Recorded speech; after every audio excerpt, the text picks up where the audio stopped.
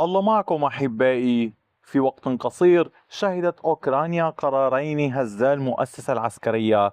أولا إقالة وزير الدفاع الذي كان يقود مشروع إصلاح الجيش، ثم تعيين قائد جديد للقوات المسلحة هو ميخايلو دراباتي البالغ من العمر 43 عاما، خلفا للجنرال سيرسكي. لكن من يعتقد أن الأمر مجرد تبديل للأسماء فهو يقرأ المشهد بشكل خاطئ. فهذا القرار يعكس أزمة أعمق داخل الجيش الأوكراني، وصراعا بين الاستمرار في إدارة الحرب كما كانت أو إعادة بناء المؤسسة العسكرية بما يتناسب مع حرب دخلت عامها الخامس. أولا، لماذا أقيل سيرسكي؟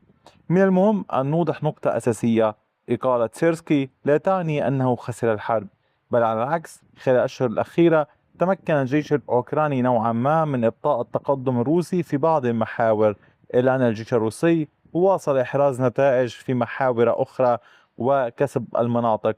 وكان الجنرال سيرسكي قد عمل على تحسين الدفاع في محاور إضافية، لكن المشكلة لم تكن في الخرائط فقط، بل داخل الجيش الأوكراني نفسه.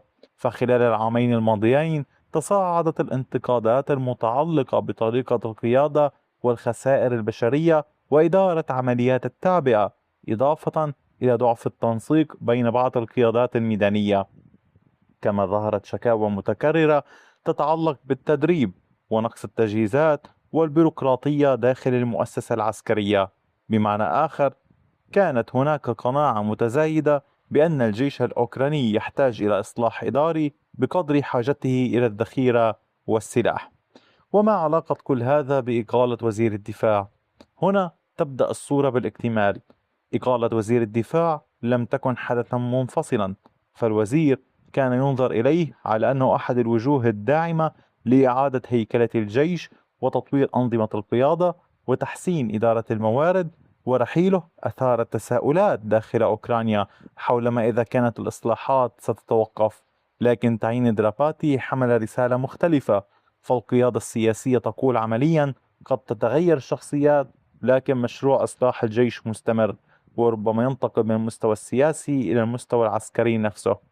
لماذا جرى اختيار هذا الجنرال تحديدا؟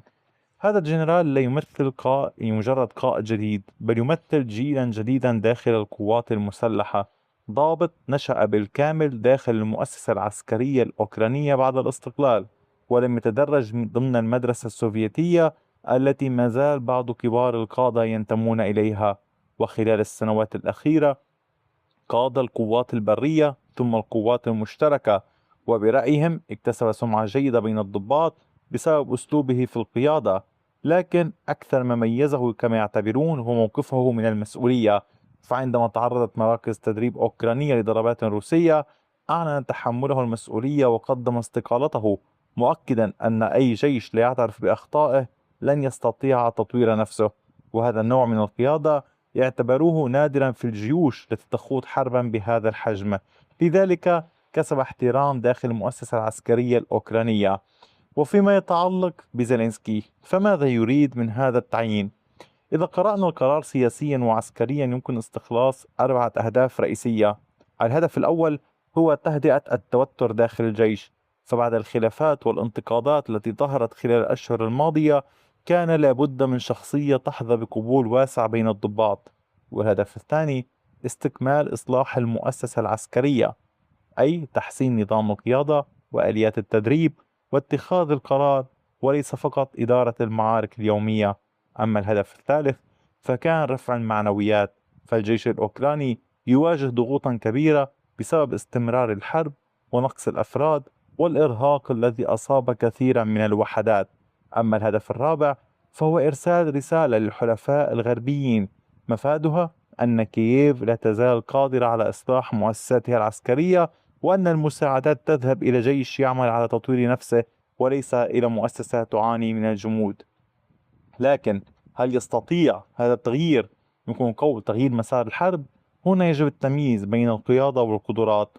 أفضل قائد في العالم لا يستطيع تعويض نقص الذخيرة أو نقص الجنود. واليوم تواجه أوكرانيا تحديات كبيرة. روسيا ما زالت تمتلك أفضلية في الإنتاج العسكري وفي بعض الأمور الأخرى والقوة النارية وغيرها على عدة جبهات.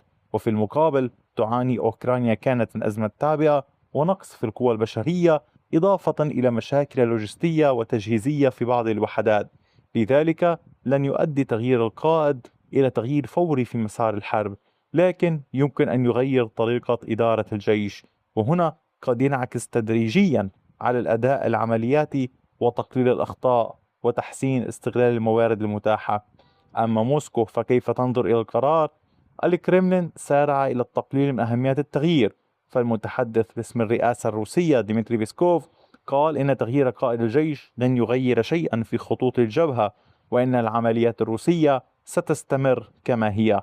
وهذا الموقف متوقع، فأي اعتراف روسي بأهمية التغيير سيمنح القيادة الأوكرانية انتصارا معنويا، لكن في المقابل تدرك موسكو أن أي عملية إصلاح ناجحة داخل الجيش الأوكراني قد تجعل الحرب أكثر تعقيدا على المدى المتوسط، حتى لو لم تغير ميزان القوى فورا. في النهاية تعيين دراباتي لا يبدو قرارا ميدانيا بقدر ما هو قرار مؤسساتي. زيلينسكي لا يبحث فقط عن قائد يدير المعارك، بل قائد يعيد بناء الجيش من الداخل ويعيد الثقة بين القيادة والجنود، ويضمن استمرار مشروع الإصلاح رغم الأزمة السياسية الأخيرة. وهنا يبقى السؤال الحقيقي: هل يمتلك هذا الجنرال الوقت والموارد لتنفيذ هذه المهمة، أم أن ضغوط الحرب ستفرض عليه الاكتفاء بإدارة الأزمة بدلا من إصلاحها؟ هذا هو التحدي الأكبر الذي ستواجهه أوكرانيا في المرحلة المقبلة. فما رأيكم أنتم أحبائي؟ أتمنى من حضرتكم كتابة آرائكم في التعليقات، وشكرا لكم دوما على كامل وقتكم الثمين، وإلى اللقاء بفيديو آخر.